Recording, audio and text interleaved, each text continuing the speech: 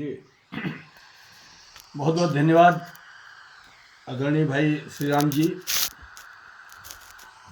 सभाध्यक्ष, सार्वजनिक जीवन में बहुत संतुलित भाषा और मर्यादित भाषा का प्रयोग करके बहुत दृढ़ता पूर्वक अपनी बात कहने वाले आदरणीय रघुनंदन शर्मा जी,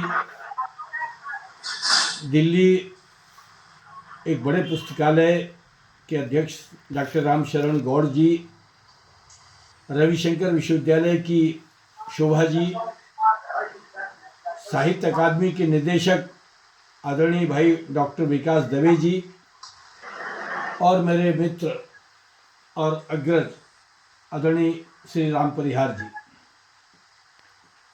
आज आपने श्री राम जी बसंत पंचमी के दिन निराला के राम जैसा एक बड़ा, ये जो पदबंध है ये बड़ा रोमांटिक पदबंध जैसा मुझे लगता है। निराला के राम, ऐसा लगता है कि इसमें एक जो स्वच्छंदतावादी जो पहल आपने की है, इस शीर्षक में ही मुझे जो ध्वनि सुनाई पड़ रही है। एक दूसरी बात की अत्याधुनिक इसमें जो रंगत दिखाई पड़ रही है निराला के राम, और उसकी जो व्यंजना है उसमें ऐसा लगता है कि क्या निराला के राम कुछ अलग तरह के राम हैं, विशिष्ट तरह के राम हैं।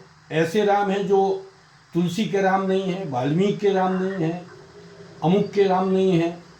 तो क्या निराला के राम कुछ खास तरह के राम हैं? एक बात। दूसरी जो ध्वनि उभरती है आपकी शीर्षक से कि अगर वो दूसरे राम हैं तो वो कौन से राम हैं? और तीसरी जो ध्वनि उभरती है वो ये कि अगर और राम हैं तो वो अन्य राम किस तरह के राम हैं? और जो अन्य राम किस तरह के राम हैं, तो पहला जो तीसरी जिज्ञासा है वो पहली जिज्ञासा से मिल जाती है कि अगर वो निराला के राम से भिन्न राम हैं तो वो कौन से राम हैं? और वो जो भिन्नता है वही निराला के राम की पहचान कराती है, उनको वैशिष्ट देती है, उनकी अलग स्थापना करती है।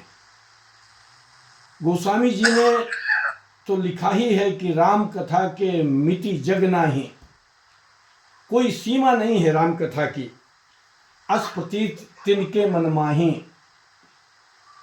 नाना भांति राम अवतारा, रामायण सत्य कोटि अपारा। राम अनंत अनंत गुण, अमित कथा विस्तार, सुनि आचरज न मानहि जिनके विमल विचार। अद्भुत बात उन्होंने शर्त लगा दी कि राम युगों से रहे आए हैं, आगे रहे आएंगे, और जो कोई इस पर विश्वास नहीं करता तो न करे, और वही विश्वास करेगा जिसके विचार विमल होंगे। ये जो विमल विचार है इस पर मैं जाऊंगा नहीं, क्योंकि मैं निराला के राम पर मुझे श्री राम जी ने बार बार कह दिया था कि अपनी सीमा मत लांघना, मैं उसी पर हूँ। सीमा वाले समय की सीमा। फादर कामिल मुल्के का मैं स्मरण कर रहा हूँ, जिन्होंने राम कथा की उत्पत्ति और विकास में राम जो डॉक्टर माता प्रसाद गुप्त के निर्देशन में पहला शोध ग्रंथ था, और उसमें माता प्रसाद जी के गुप्त के निर्देशन में जो पहला शोध ग्रंथ आया राम कथा की उत्पत्ति और विकास, उसमें उन्होंने ऋग्वेद में राम शब्द का प्रयोग, और राम शब्द का प्रयोग ही नहीं, बाद में तो कालिदास ने इक्ष्वाकु वंश जो है उसमें पूरा अज, दिलीप और राम तक की परंपरा का और दशरथ तक की परंपरा का वर्णन किया है। तो वो कालिदास के रघुवंश में तो राम एक और उसी में पता चलता है कि कीर्त साहब जो बड़े विद्वान थे, पश्चिमी विचारक, उन्होंने 8वीं शताब्दी ईसा पूर्व राम का समय भी बताया है। लेकिन उस समय के निर्धारण पर हम न जाएं, हम तो सिर्फ ये बात कह रहे हैं कि जो राम हैं, ऐसा लगता है कि राम का जो आचरण है, राम की जो चेतना है, राम की जो स्मृति है, वो हमारे जो प्रवाह है, जो परंपरा है हमारी, जो जब से हमारी जो चेतना है चली आ रही है, तब से राम हमारी प्रवाह में, हमारी चेतना में बसी हुई है। और अलग अलग तरह से वाल्मीकि ने, कालिदास ने, गोस्वामी जी ने, बंगाल में कृतिवास ने, दक्षिण भारत की अनेक कम रामायण, तमिल और तेलुगु की रामायणों में अनेक तरह से राम को याद किया गया है। राम अब कोई देवता नहीं है, राम हमारी अस्मिता की पहचान बन गए, राम हमारी अपनी पहचान बन गए, राम हमारी संस्कृति की, राम हमारी जुबान की, राम हमारी मर्यादा की, राम हमारे आचरण की, यानी हम जो हैं वो राम हमारी पहचान के रूप में है। इसलिए मैं किसी युग और किसी समय से राम को जोड़ना और उस पर खोज करने की बात में नहीं कह। अब बिल्कुल निराला जी को स्पर्श करने के लिए मैं थोड़ा दद्दा मैथिली शरण गुप्त को याद कर रहा हूँ। राम तुम मानव हो ईश्वर नहीं हो क्या, विश्व में रमे हुए सभी कहीं नहीं हो क्या, तब मैं निरीश्वर हूँ ईश्वर क्षमा करे, तुम ना रमो तो मन तुम में रमा करे। ये जो बात है, इन 4 पंक्तियों को मैं आपके साथ थोड़ा जोड़ना चाहता हूँ कि हे राम, क्या तुम ईश्वर नहीं हो? और अगर ईश्वर नहीं हो, राम तुम ईश्वर हो, राम तुम मानव हो ईश्वर नहीं हो क्या, विश्व में रमे हुए सभी कहीं नहीं हो क्या, क्या तुम सर्वत्र व्याप्त नहीं हो? ये राम तुम मानव हो ईश्वर नहीं हो क्या, विश्व में रमे हुए सभी कहीं नहीं हो क्या, तब मैं निरीश्वर हूँ। और अगर तुम सब में रमे हुए नहीं हो तो मैं फिर नास्तिक हूँ।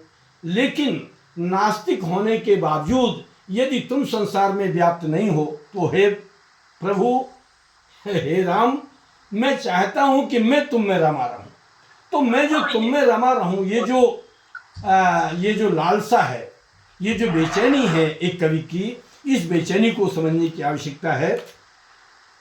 श्री राम जी ने शुरुआत में ही तमाम सारी बातें एक श्लोक के रूप में अपनी जो उनकी संक्षिप्ति में जो त्वरा है उसमें सारी बातें कह दी हैं।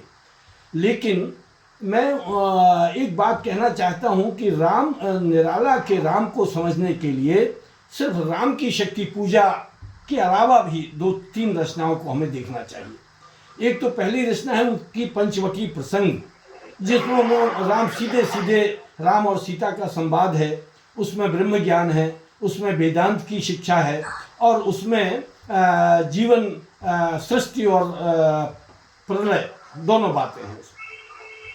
लेकिन उसका एक जो छंद है, एक जो पद है अतुकांत में है वो कि प्रेम का छोटे से घर की लघु सीमा में बंधे हैं क्षुद्र भाव, प्रेम का पयोधि तो उमड़ता है सदा ही निस्सीम भू पर।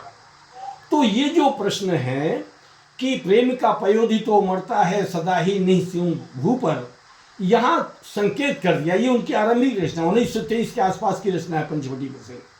और पंचवटी प्रसंग के अलावा तुलसीदास इस कविता को भी, जब हम राम की शक्ति पूजा पढ़ते हैं जिसमें राम प्रत्यक्ष रूप से है, पंचवटी प्रसंग में है और तुलसी राम की शक्ति पूजा में है, लेकिन तुलसीदास और सरोज स्मृति, मुझे लगता है कि तुलसीदास और सरोज स्मृति में भी राम विद्यमान है, राम बराबर खड़े हुए हैं। और वो राम किस तरह से खड़े हुए हैं, कैसे हैं कि अब वो राम की शक्ति पूजा पर हम केंद्रित हो जाएं कि या तुलसीदास से भी अगर बात करें तो तुलसीदास में छंद आया है, होगा फिर से दुर्धर्ष समर, जड़ से चेतन का निशिवासर। वो जो राम की शक्ति पूजा की शुरुआत हुई है, रवि हुआ अस्त ज्योति के पत्र पर लिखा अमर, रह गया राम रावण का अपराजय समर। लोगों को बड़ा भ्रम हो जाता है कि रावण मर गया या उन्होंने पिछली दीपावली को, पिछले दशहरा को जला दिया था, मार दिया था। वो रावण न तब मरा था जब राम ने साक्षात मार दिया होगा, और न वो रावण आज मरा है, और वो कब मरेगा यह सिर्फ एक कवि की लालसा हो सकती है, एक अच्छे इंसान की लालसा हो सकती है, एक व्यक्ति की लालसा हो सकती है। होगा फिर से दुर्धर्ष समर, जड़ से चेतन का निशिवासर, कवि का प्रतिछवि से जीवन हर जीवन भर। ये द्वंद्व चल रहा है जड़ से चेतन का, और ये जो जड़ से चेतन का जो संघर्ष चल रहा है, ये जो रावण है ये स्थूल रावण ही नहीं है। वो स्थूल रावण ही नहीं है जो आज भी कन्याओं को, महिलाओं को जो अत्याचार हो रहा है, वो जो रावण सीधे सीधे दिन में जो अपहरण कर रहा है, वही रावण नहीं है। वो रावण हमारे अंदर भी बैठा हुआ है। तो दो दो रावण से लड़ने की जो बात है, ये रावण अभी समाप्त नहीं हुआ है। और उस राम के दर्शन, उस रामत्व के दर्शन राम की शक्ति पूजा में विराट रूप में दिखाई देते हैं। उसमें समझने की बात यह है कि राम की शक्ति पूजा के जो राम हैं, मैं अपने सभी मित्रों से जो मुझे सुन रहे हैं, मैं ये कहना चाहता हूँ कि राम की शक्ति पूजा या निराला को समझने के लिए यदि आपने निराला का जीवन नहीं समझा है तो आप राम की शक्ति पूजा या निराला के राम को बहुत मुश्किल से समझ पाएंगे। क्योंकि राम की शक्ति पूजा में जो राम है वो निराला उसमें पूरी कविता में विन्यस्त है। जिस तरह सरोज स्मृति में विन्यस्त है, जब वो अपनी बेटी की स्मृति में कविता लिखते हैं। तुलसीदास में विन्यस्त है, शुरू से लेके अन्य तक। बस सिर्फ रंगमंच बदला हुआ है, सिर्फ समय बदला हुआ है, काल बदला हुआ है। सरोज स्मृति उनके जीवन की गाथा है। राम की शक्ति पूजा का जो वृतांत है वो पुराना वृतांत लेकर के और उन्होंने आधुनिक बात कही है। और वो आधुनिक बात क्या है कि रावण से लड़ते हुए तमाम शरीर उनका विधा हुआ है, बाणों से विधा हुआ है, खून निकल रहा है। विश्रुत वहिनी राजीव नयन हत लक्ष्य बाण। ये जो स्थिति है ये किसी देवता की नहीं हो सकती। वो ये स्थिति किसी मनुष्य की हो सकती है, शूरवीर की हो सकती है। और इसीलिए वो जो युद्ध होता है, उस युद्ध में मैं इस बात को खासतौर से रेखांकित करना चाहता हूँ कि राम की शक्ति पूजा रावण को पराजित करने की या पराजय दिखाने की मंशा से शायद कम लिखी गई है। उसमें मूल्यों की प्रतिस्थापना की बात है। और वो मूल्य कौन से है? वो मूल्य है, सबसे बड़ा जो मूल्य है उसमें जो महिला का सम्मान, जो नारी का सम्मान, जो नारी की प्रतिष्ठा। जानकी हाय उद्धार प्रिया का हो न सका। यानी लोगों को ये भ्रम हटा देना चाहिए। मैं ये कहता हूँ कि ये रचना सन 1936 की रचना है, राम की शक्ति पूजा। लेकिन जिस महिला विमर्श को लेकर हमारे तमाम साहित्यकारों ने अपने सर पर टोपी बांधी चाहिए, उनको ये ध्यान रखना चाहिए कि हिंदी में चौथे दशक में राम की शक्ति पूजा लिखी जा रही थी और पंचवटी प्रसंग तो और पहले तीसरे दशक में लिखी जा रही थी। तो ये जो अच्छा, और मैं थोड़ा और स्मरण दिला दूँ कि उस पत्नी को, उस प्रिया को लाने के लिए, उसकी स्वतंत्रता को अर्जित करने के लिए युद्ध लड़ा जा रहा है, राम लड़ रहे हैं। जिस सामंतवादी युग में, जिस मध्य युग में, और मध्य युग और सामंतवादी युग तो छोड़ दीजिए, यानी उस समय तो पत्नी की, औरत की क्या इज्जत थी। और खासतौर से राजकुमार के लिए, राजा के लिए एक पत्नी ना सही, दूसरी पत्नी सही, तीसरी सही।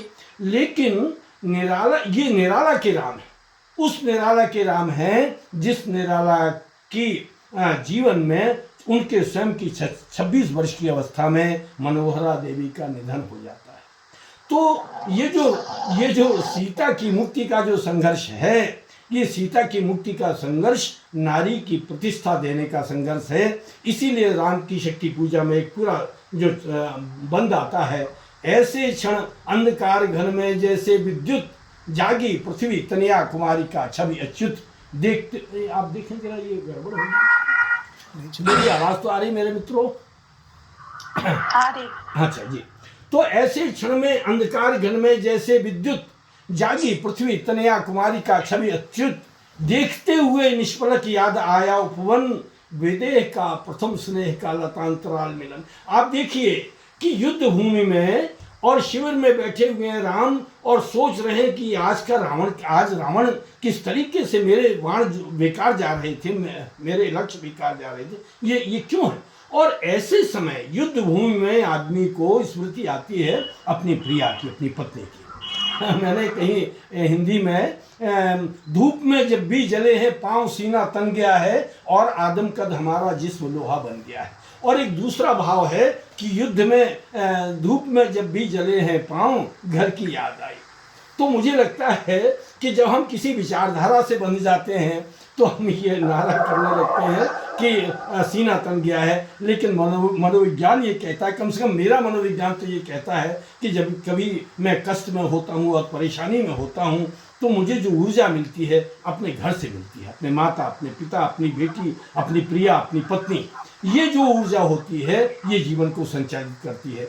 तो निराला ने जो वहाँ युद्ध भूमि में शिविर के समय जो स्मरण कर रहे हैं कि वो जो याद आई, और फिर उनको याद आया कि भाई यही वो हाथ हैं जिन्होंने धनुष भंग किया। तो सेहरा तन क्षण भर भूला मन लहरा समस्त, हर धनुर्भंग को पुनर्वार जो उठा, और फिर से उन्होंने अपने को तैयार किया, समर्थ किया। निराला जी की सारी पृष्ठभूमि बंगाल की थी, और बंगाल की जो पृष्ठभूमि है उन्होंने बहुत साफ लिखा है कि मैंने स्वामी विवेकानंद का संपूर्ण अध्ययन किया है। ये बात उन्होंने बहुत दावे के साथ कही है, और जब दावे के साथ कही है तो उनके समय में एक बार अभी कुछ दिनों पहले एक विश्वविद्यालय से मैं संगोष्ठी में वेबिनार में था, तो एक इलाहाबाद विश्वविद्यालय के बच्चे ने बहुत अच्छी बात पूछी, और उन्होंने पूछा कि ये राम की शक्ति पूजा कहाँ हो रही है। मैंने कहा राम की शक्ति पूजा ये अगर स्थूल पकड़ के रह जाओगे तो जैसे लोकमान्य तिलक की गणेश पूजा हम करके स्थूल में रह गए हैं और उसकी जो अंतस चेतना है वो समाप्त हो गई है, उसी तरह से हमें समझना चाहिए कि राम की शक्ति पूजा जो है वो हमारे अंदर चल रही है। और जो हमारे अंदर चल रही है, यानी जब व्यक्ति निराश हो जाता है, जब शिथिल हो जाता है, जब अवसाद में जाता है, और जब वो दुनिया से निराश होकर के और एक ऐसी स्थिति में होता है कि अरे क्यों जीना है, तब निराला के राम अपनी उस आग को जो उनके नाभिनाल में मौजूद है और जो हमेशा रही है, उस नाभिनाल को फिर से जगाते हैं। एक दूसरी बात जो मैं कहना चाहता हूँ, छोटा सा संदर्भ है, और वो छोटा सा संदर्भ ये है कि इसमें जो युद्ध का जो शिविर का दृश्य है, वो शिविर के दृश्य की 4 लाइनें पढ़ रहा हूँ। वंदना ईश की करने को लौटे सत्वर, सब घेर राम को बैठे आशा से तत्पर, पीछे लक्ष्मण सामने विभीषण, भल्ल धीर सुग्रीव प्रांत पर पाद पद्म के महावीर। अब राम है, लक्ष्मण उनका सगा छोटा भाई है, लेकिन लक्ष्मण आगे नहीं बैठा है। आज की राजनीतिक प्रणाली में पहले मुख्यमंत्री बैठेगा तो उसका भाई बैठ जाएगा आगे, यानी कोई भी जो भी सत्ताधारी होगा।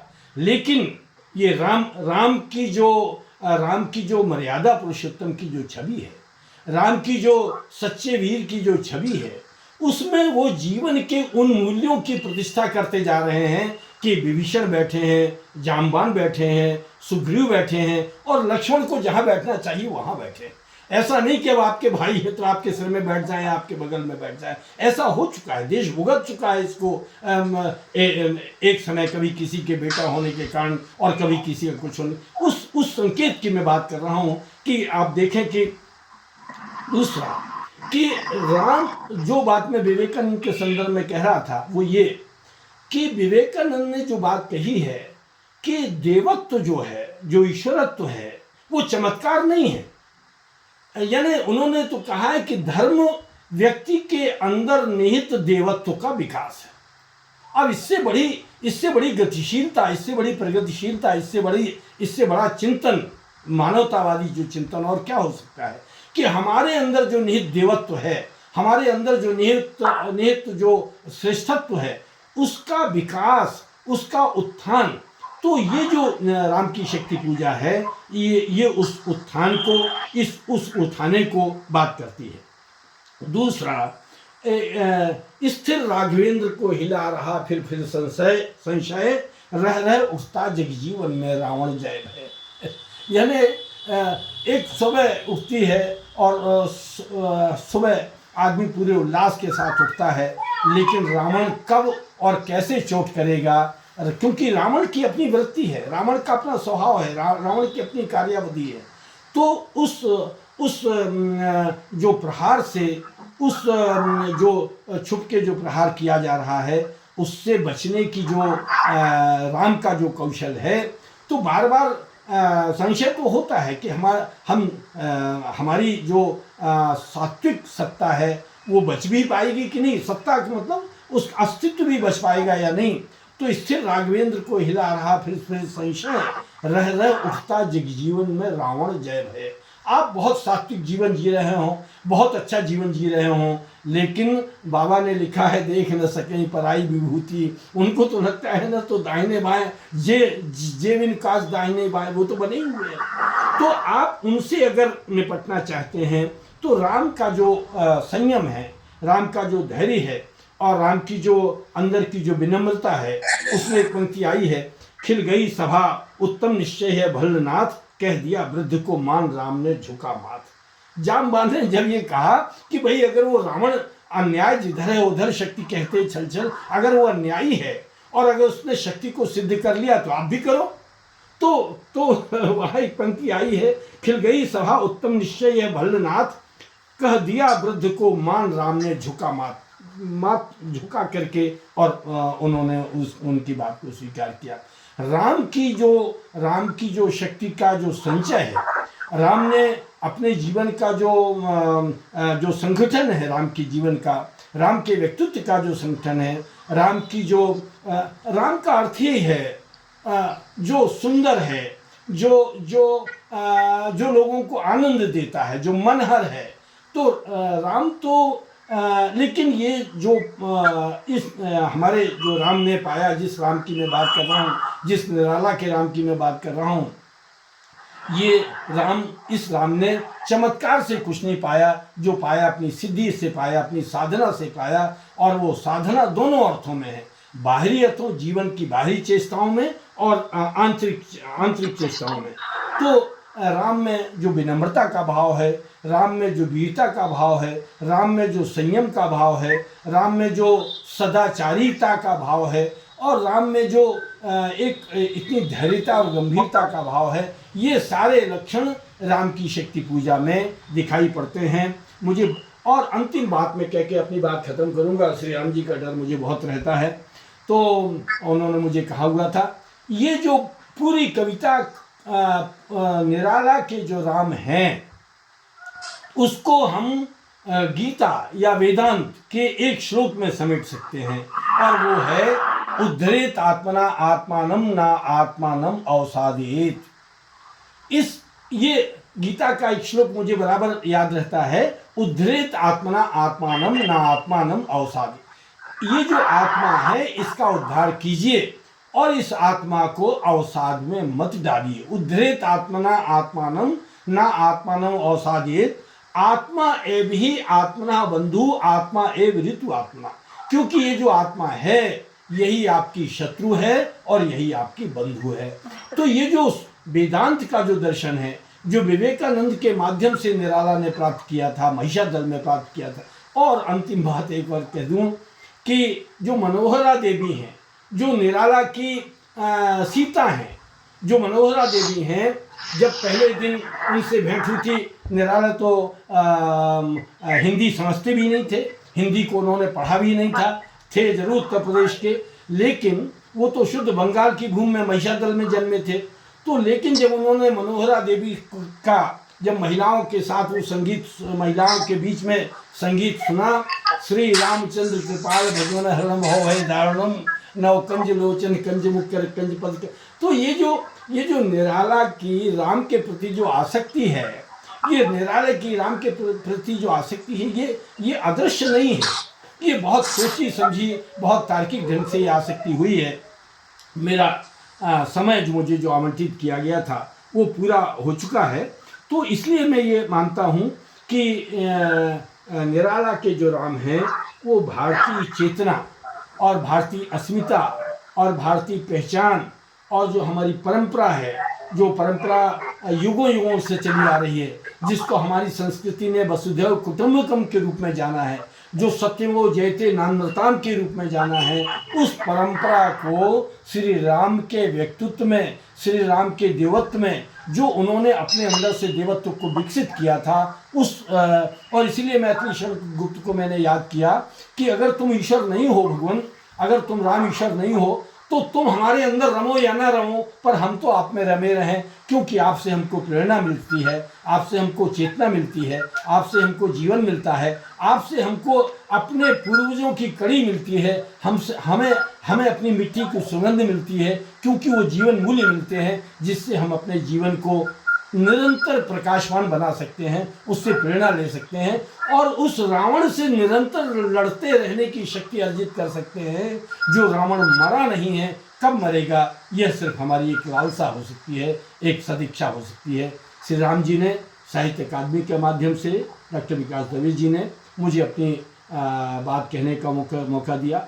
आज निराला महाप्राण निराला का जन्मदिन है। उन्होंने भारती जय विजय करे की जिस गीत की बात की है, मुझे याद है कि धर्मयुग में डॉक्टर धर्मवीर भारती ने ये गीत छापा था, कभी भारती जय विजय करे, और उसमें सरस्वती जी थी, उसमें भारत माता का चित्र था, और उसमें लंका और पूरा भारतवर्ष का नक्शा, और उसमें हरितिमा दिखाई गई, गेहूं की कोपल दिखाई गई थी। यानी ये जो संश्लिष्ट विधान है, ये जो मिला जुला बिंब विधान है, ये निराला जैसा महाप्राण ही कर सकता है।